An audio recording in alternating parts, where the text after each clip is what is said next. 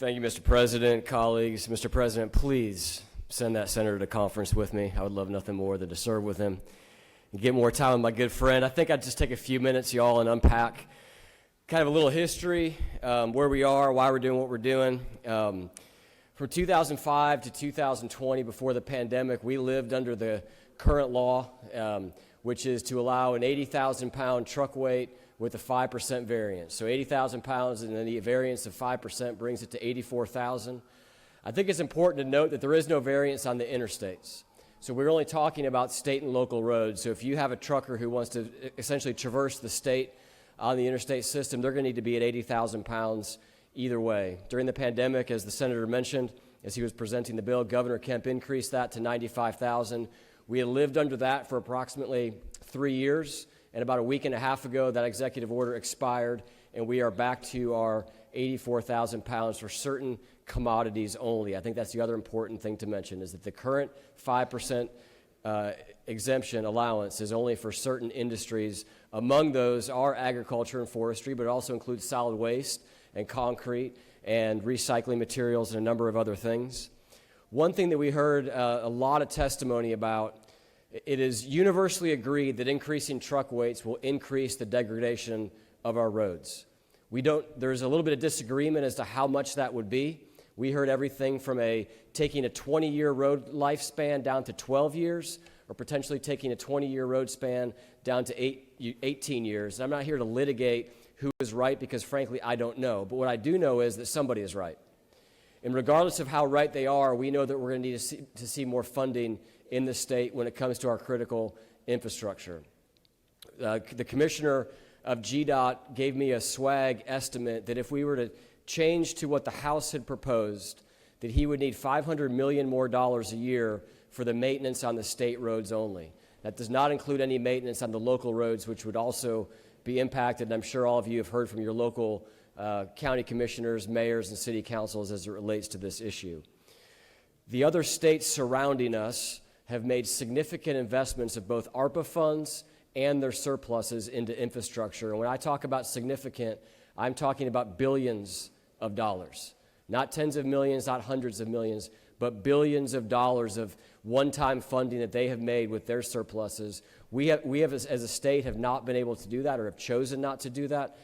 So our infrastructure need to be thought about when we talk about these weight changes. Something else that we heard about in committee was the safety issue.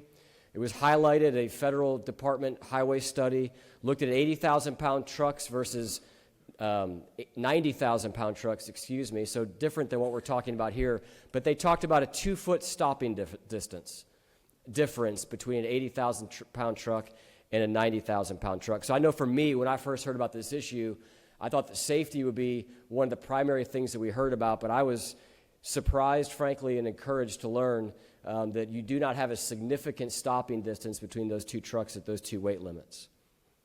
In the bill, we contemplated the fact that right now MCCD is the only entity that can enforce our truck weights. The House sent us a bill that did not expand that enforcement. The Senate allows local law enforcement to purchase scales and enforce weights if they want to. And it also gives them probable cause to pull trucks over if they appear to be overweight and conduct a weighing of that truck. Additionally, and this gets to Senator from the 47th point about stopping stupid, we increased fines in this bill above and beyond what the House had done, and we changed the total distance traveled from the House's 250 miles to 75 miles. We limited this, as the senator who introduced the bill mentioned, to only the non-attainment, we precluded the non-attainment zone. So these are areas that will revert back to the law that was in place from 2025 to 2020 and is back in place today. I want to read those counties to you so you know what those are.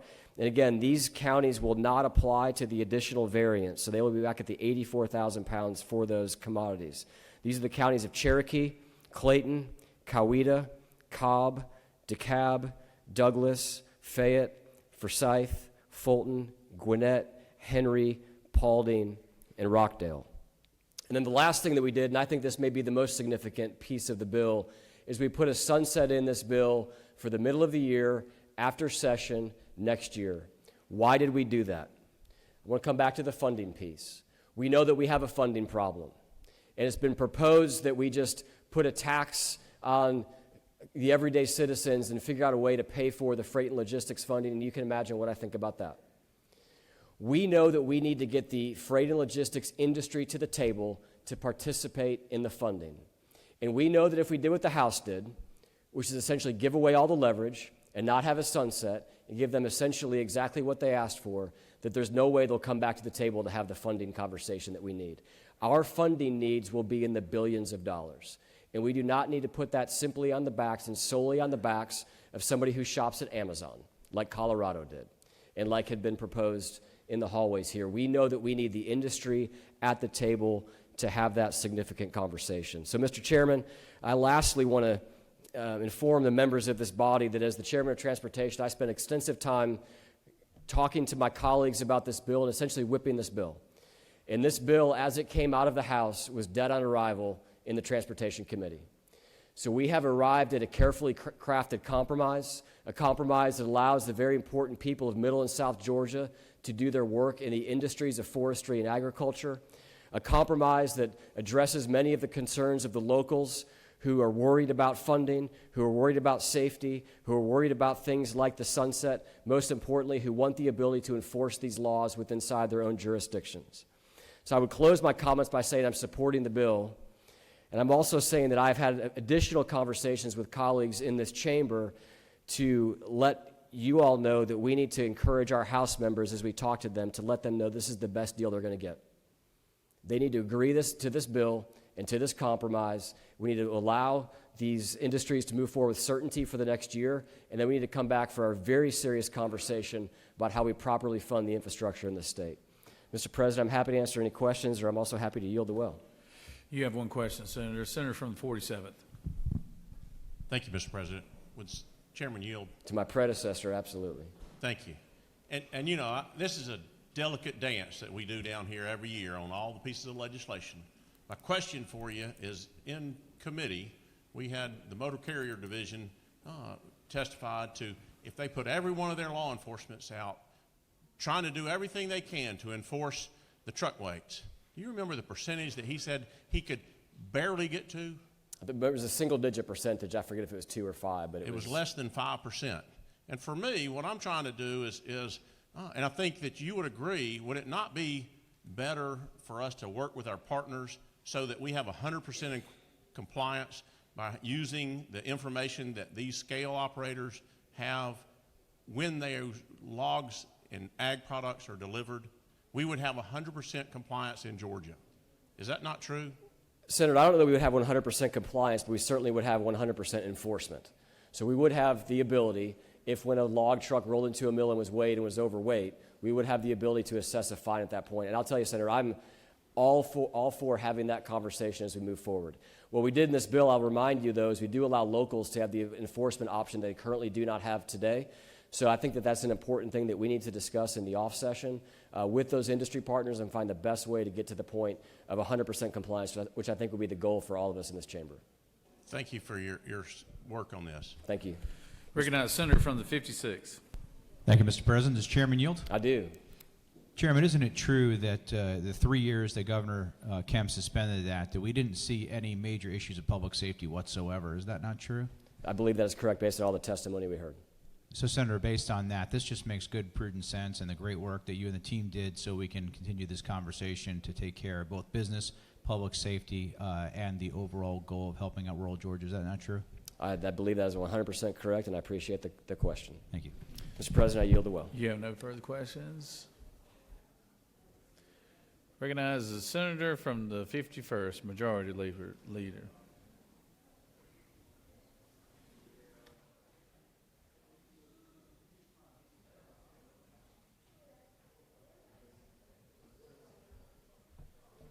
Thank you, Mr. President. We're going to bring some props up on the podium here to talk a little bit today, but before I start talking about the details in the bill, I want to talk to you about our Department of Transportation. Our Department of Transportation is led by Commissioner Russell McMurray. Many of you know him by Russell.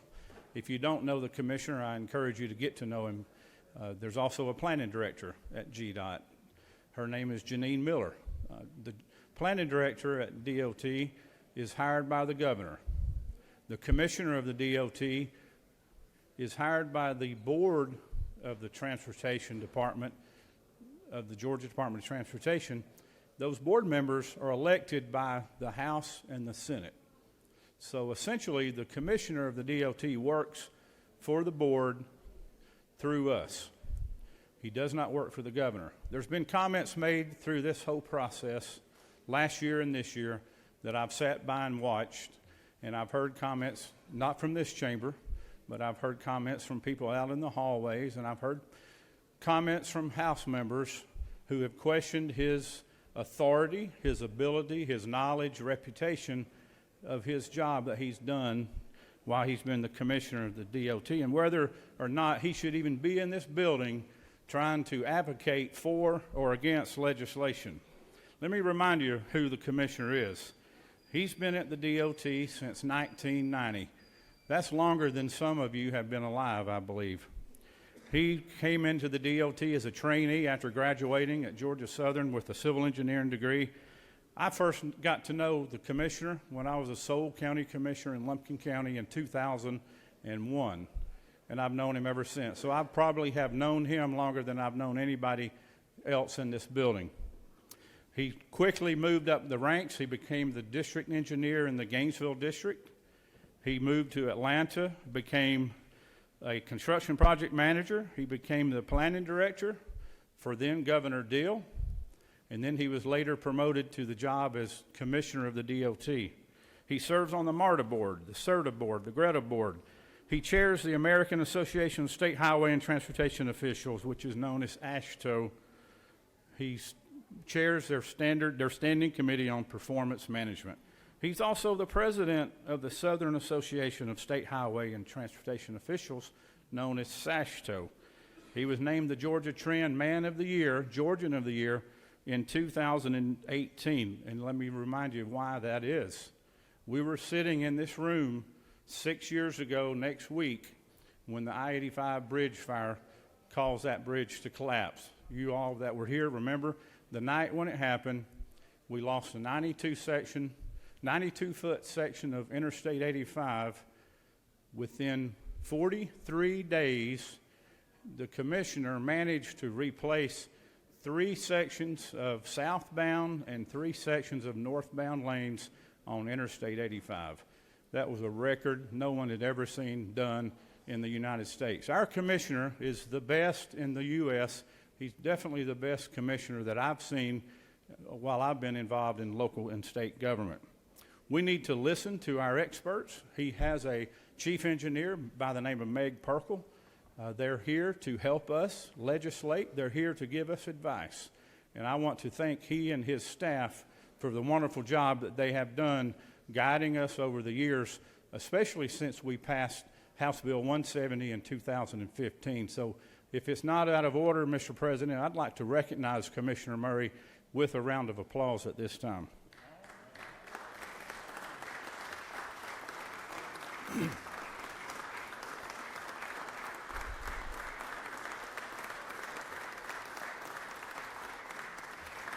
Now, he's not here in this room today, but when you see him, I'm sure he is listening. I'm sure he is somewhere not far from here listening to this conversation. When you see him, tell him thank you for the job that he and his 4,000 employees do for us. There's a letter on your desk. This information is very accurate. The DOT, the local governments are not supporting this bill publicly. They have been working with us. They have worked to get to the compromise that we have today. And as it may not sound like I support the bill, as I continue my conversations, I'm asking you to support this bill. I will vote for this bill for many of the same reasons that the current chairman of transportation supports it, and of course our ag chairman, he supports it. He is passionate about ag. But before you hear, I want to just talk a little bit about what roads look like in Georgia. If you're a county commissioner in rural Georgia, you don't see roads that have asphalt as thick as this here or asphalt as thick as this core sample here. Instead, what you have are a bunch of dirt roads with very little base. And county commissioners have a hard struggle with this. They have limited funds. They come into office and the first thing they get is a phone call from their neighbor who said, my dirt road has been muddy and full of potholes my entire life. I want you to pave my dirt road. And so county commissioners want to please as many people as they can, so they set out to do so. They start out with 3 to 4 inches of aggregate base, which is just gravel with a little bit of sand mix in it, and they put 1 to 2 inches of chip seal on it. Chip seal is nothing but gravel and tar, just a real thin layer. And a lot of cars and trucks will drive on that for years. When you put a 100,000-pound truck on that chip seal, it will not last very long at all. Those roads are built just basically to get people out of the mud. As you start to get into more of a state route specification, this is where the DOT has set their specs today. You'll see 6 to 9 inches of aggregate base, which is gravel, and then they require 3 to 5 inches of asphalt. If you move to the federal highways in Georgia, especially down around the ports, where these two senators are from, 15th district and the 1st district, the 2nd district and the 1st district, you will see bigger roads being built with concrete and asphalt. So they'll start out with 8 to 10 inches of gravel as a base, and then they'll put 8 to 10 inches of asphalt on top of that, and then they'll put 10 inches of concrete on top of that gravel. And so you can see the thickness of that roadway. Now compare that to this 3 or 4 inch piece on a state route, or even compare it to a local county road that I've described where there's 1 to 2 inches of asphalt. What do you think the best weight should be? The heaviest truck should be right here. That's common sense. The federal government only allows 80,000 pounds of weight to be on this interstate route. This is a core that was taken off of Interstate 75. This is an actual profile of the asphalt and the concrete that is on that road today.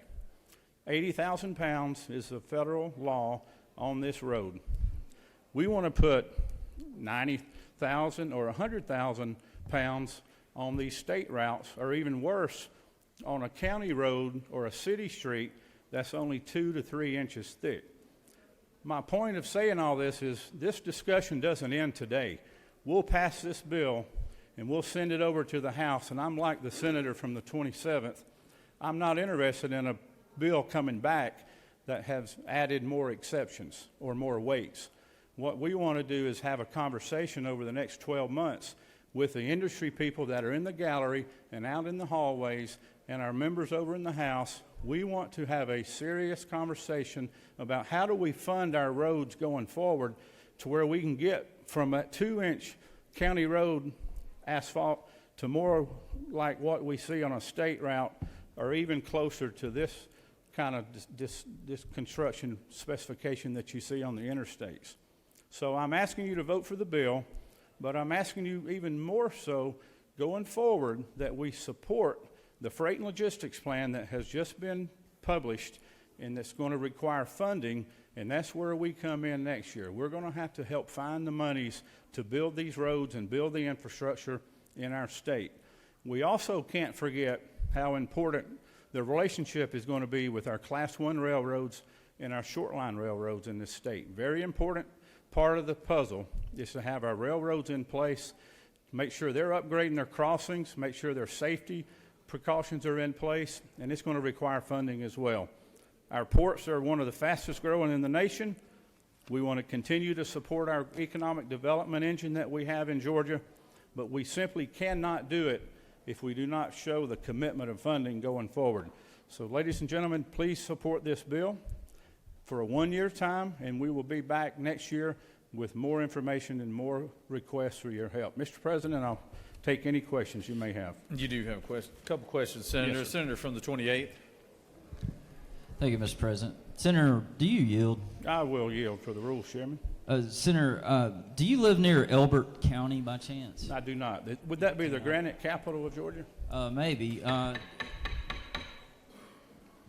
Thank you, Mr. President. Senator, do you further yield? I do. Do you know where you were on July 6th, 2022? I could look at my calendar if that's really your... And if you'll further yield, I'm a little concerned because on July 6, 2022, the Georgia Guidestones were dismantled in Elbert County, and I'm just making sure you're not the. Well, I cannot confirm or deny my whereabouts on July 6, 2022. Thank you, Senator. Yes, sir. You do have another question. Hopefully, it's a little serious question. Senator from the 12th, please. Thank you, Mr. President.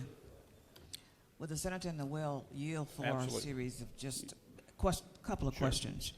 Is it not true that deep in southwest Georgia, I live on a dirt road Yes, ma'am. I and believe have that's lived true. on that dirt road for the last 20 years?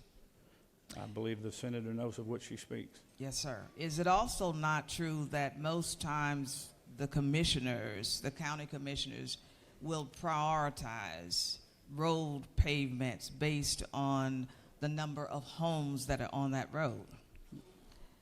Is it also not true that the majority of the paved county roads in my district all have the commissioners' names on those paved roads, whether they have one house on there, which would belong to the commissioner, or no houses? Is that also true? That is very true, Senator. Yes, sir. That's very, very true. Thank you Very very true. much. Thank you. You have no further questions, Senator. Thank you very much. Please support the bill, and I'll yield the will.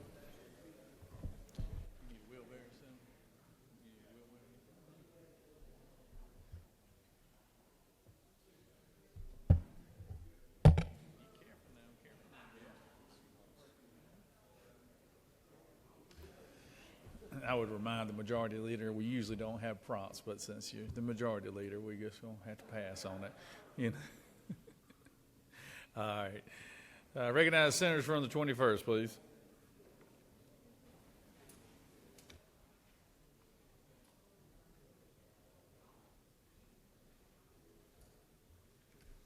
Thank you, Mr. President. I'll be brief. I would say that when this bill first came over from the House, I was a hard no. I am going to support this bill today. I'm going to support the Ag Chairman. I want to thank the Chairman of Senate Transportation, the Senator from the 27th, for his hard work. I want to thank the Senator from the 51st for his hard work, and also the Ag Chairman and our Lieutenant Governor. You know, the Senator from the 27th addressed, you know, the wear and tear on the roads, the safety, and the funding. What I want to talk about is freight and logistics funding, the long-term plan we must have. We have studied freight and logistics for 4 years, and we know we're going to need to invest in our infrastructure. We had a presentation from Commissioner McMurray, who I do think is one of the best DOT commissioners in the country. And I will tell you that there was one slide that really caught my attention. In the next 10 years, the Savannah area is going to go from 100 million square feet of industrial space to 200 million square feet, double in size, and you're going to have the Hyundai plant open up in Savannah. Now, there's already a lot of 18-wheelers and trucks coming out of the Port of Savannah. It's an economic engine for our state. But we have got to address the funding between now and next session, because roads take 6 to 8 years to build.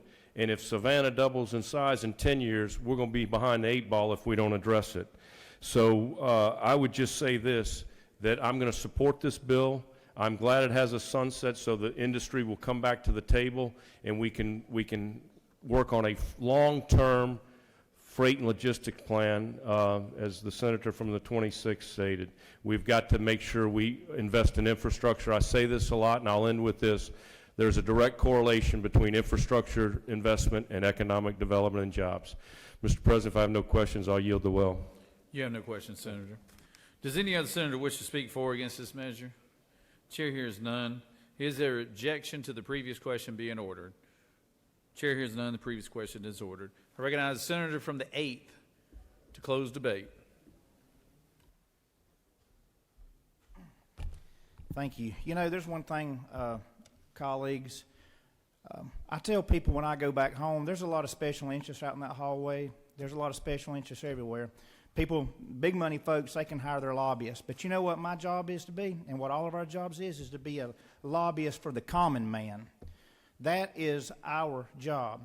We had an ag committee hearing yesterday where we come in and had the folks from EPD, because it's a very important issue with the senator from the 12th and the senator from the 11th, because their farmers have been under a moratorium for 12 years. They can't drill a well. So if you live in Quitman County, Georgia, you can't drill a well. But if you go 4 feet across the line, you can put a straw in and drill a well in Barber County, Alabama. Well, you know what else we're telling those farmers? You know what else we're telling those farmers in Quitman County, Georgia? We're telling them that in Alabama, you can haul 88,000 pounds, but in Georgia, you can only haul 84,000 pounds. And so for the people that live in my district and for the people all across this state, a small family logging business that's got 2 skidders, a cut-down machine, and a loader, they're going to do about $1.7 million a year in revenue. The difference between 84 and 88,000 pounds for that business, y'all, on a 50-mile average haul, on 60 loads a week, is $154,000 a year. So we, as Georgia farmers, we have the prevailing wage is $14 an hour, but we're buying tractors with Tier 4 engines instead of Tier 1 engines. In Mexico, the people we're competing with, they're still buying Tier 1 engines every day.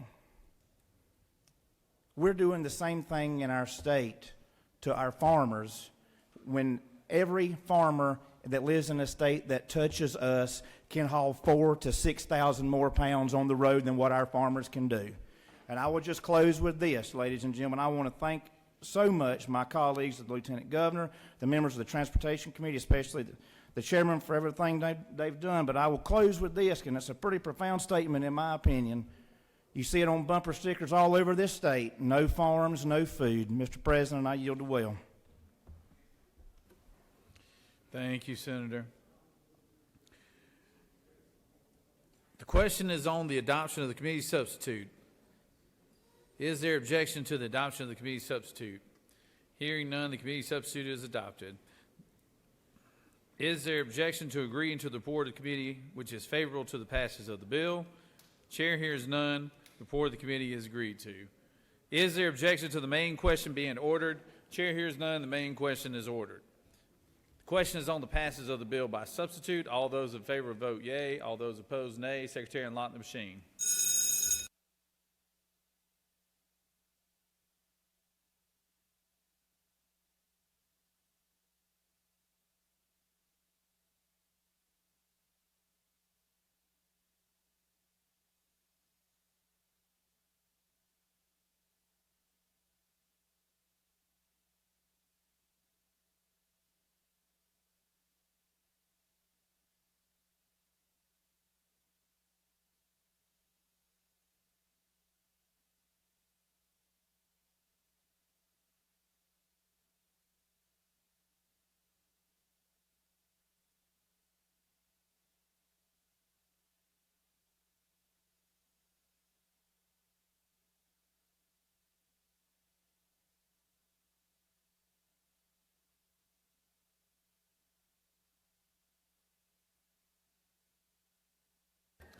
On the passage of the bill, the yeas are 44 and the nays are 5. This bill, having received the requisite constitutional majority, is therefore passed by substitute. Recognize the senator from the 19th for a motion. Thank you, Mr. President. Got a message from the House, and now we move that the Senate insist on its substitute. Thank you, Mr. President. So we had an important message from the House, and now we move. I move that the Senate insist on our substitute to the HB 19, the FY24 budget. The senator. The senator has insisted on the Senate's position for House Bill 19 substitute. Secretary, read the caption.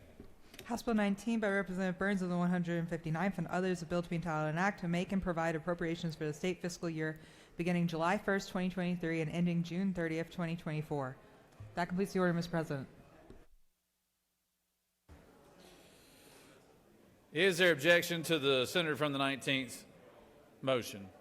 Without objection, the Senate has insisted on its position.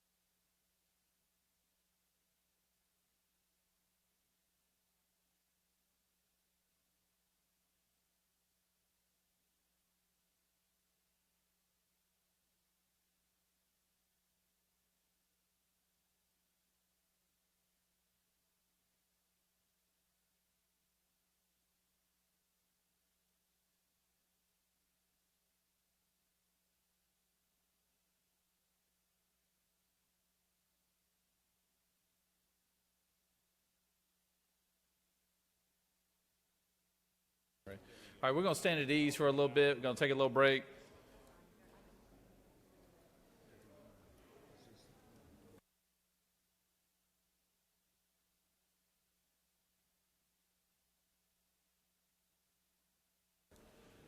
Hold on, we're going to do one more procedure before we stand in recess. I recognize the majority leader. Thank you, Mr. President. I move that we table the remaining bills on the calendar. The majority leader has moved that we table the remaining bills right before we take a little break. Is there objection to that? Without objection, those bills are tabled. And let's stand at recess. Let's say about, I don't know, we'll come back. We'll say about 5 o'clock we'll come back, all right?